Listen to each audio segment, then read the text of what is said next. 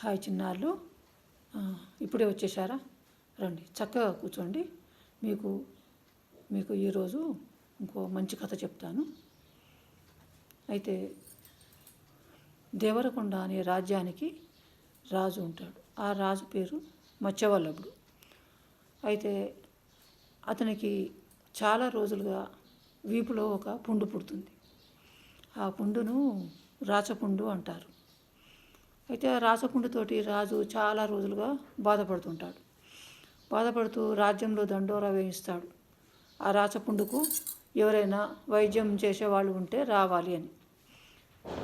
సరే అని చెప్పి కొందరు వైద్యులు వస్తారు, వైద్యం చేస్తారు, చాలా రకాలుగా చేస్తారు. ఎన్ని రకాలు చేసినా ఆవరణం మానకపోయేసరికి మా రాజ్యంలో ఉన్నవాళ్ళు ఎవరు నయం చేయలేకపోయారు కదా. ఇప్పుడు బయట రాజ్యాల్లో కూడా దండోరా వేయిస్తాడు. మా మత్స్యవల్లభుడు అనే రాజుకు వీపులో ఇలా రాచపుండు పుట్టింది. ఆయనకు నయం చేసిన వారికి స్వాతి అని తన కూతురు ఉంది, ఆ కూతురునిచ్చి పెళ్లి చేస్తాడు. మళ్ళీ ఇంకో అర్ధరాజ్యం కూడా వాళ్ళకి ఇస్తారు అని చెప్పి చాటింపు వేయిస్తాడు. చాటింపు వేయించిన తర్వాత కొన్ని రోజులకు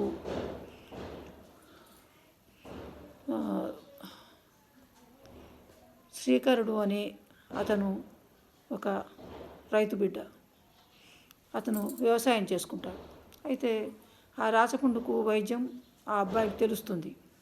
తెలిసి దండోరా విని ఈ రాజ్యానికి వస్తాడు. వచ్చి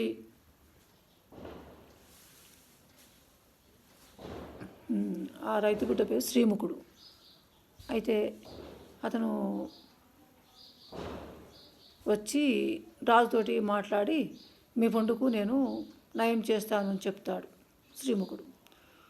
వచ్చేటప్పుడు ఏం చేస్తాడంటే తనకు అడవిలో ఉన్న ఆకులు, అలాలు, చెట్లు అన్నీ తెలుసు కనుక దానికి కావలసిన ఆకులు అవి తీసుకొని వచ్చి రాజును కలిసిన తర్వాత రాజుకు వైద్యం చేస్తానని చెప్పి ఆ ఆకులు పసరు తీసి అదేదో మందు తయారు చేసి ఆ రాచపుండుకు ఆ మందు పెట్టి నయం చేస్తాడు. నయం తర్వాత కొన్ని రోజుల తర్వాత ఆ పుండు మానిపోతుంది. మానిపోయిన తర్వాత రాజు మీకు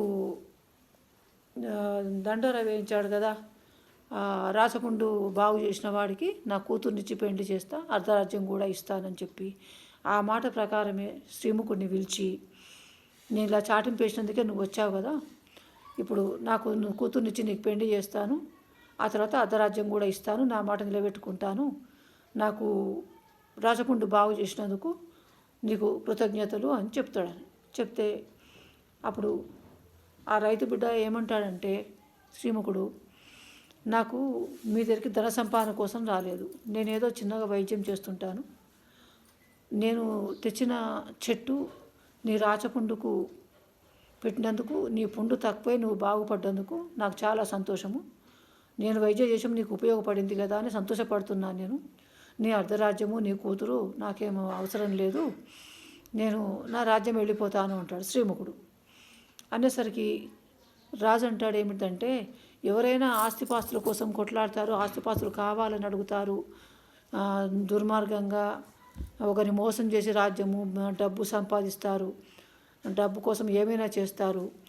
అలాంటి మనుషులు ఉన్న కాలంలో నువ్వు పిలిచి నా కూతుర్ని ఇస్తానంటే, అర్ధరాజ్యం ఇస్తానంటే వద్దంటున్నావు, నువ్వు రాజు ఆ అర్ధరాజ్యం ఏరుకొని హాయిగా సుఖంగా బతకొచ్చు కదా, నా కూతురు కూడా ఇక్కడే ఉంటుంది అని చెప్పి రాజు అంటాడు.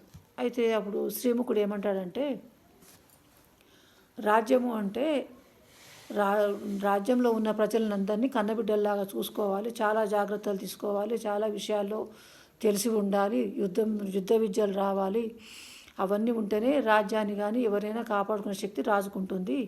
నేను మామూలు రైతు బిడ్డను, నాకు అవన్నీ రావు.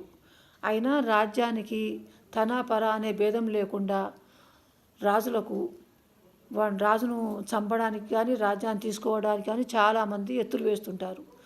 రాజుకు బావమరుదులు ఉంటే బావమరుదులు, అన్నదమ్ములు ఉంటే అన్నదమ్ములు, లేకపోతే మంత్రులు ఉంటే మంత్రులు, లేకపోతే పక్క రాజ్యాల వాళ్ళు, ఇలా రకరకాల వాళ్ళు రాజ్యం మీదకి దండెత్తుకొని వచ్చి రాజును ఓడించేసి రాజ్యం కాజేసుకోవాలని చూసేవాళ్ళు చాలామంది ఉంటారు.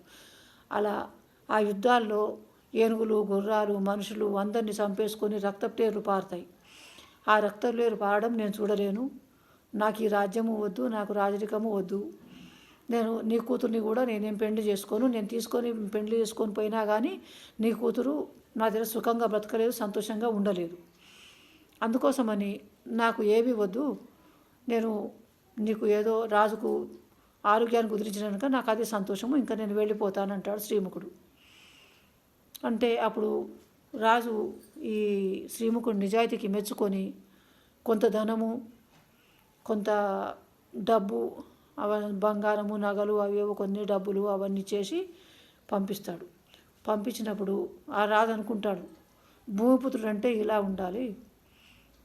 ఈయన భూమి మీద ఆధారపడి భూమితోటి వ్యవసాయం చేసి పంటలు పండించుకొని మంచిగా నిజాయితీగా బతికే రైతు కనుక ఆయన ఇవన్నిటికీ ఆశపడకుండా నా భూమి నేను దున్నుకొని బతుకుతాను, నా వ్యవసాయమే నాకు ఉంటుంది, నాకు ఎక్కువ ఏవి అవసరం లేని చెప్పి వెళ్ళిపోయాడు. నిజాయితీ అంటే అలా ఉంటుంది. భూమిపుత్రులు అంటే ఇలాంటి వారినే భూమిపుత్రులు అనాలి.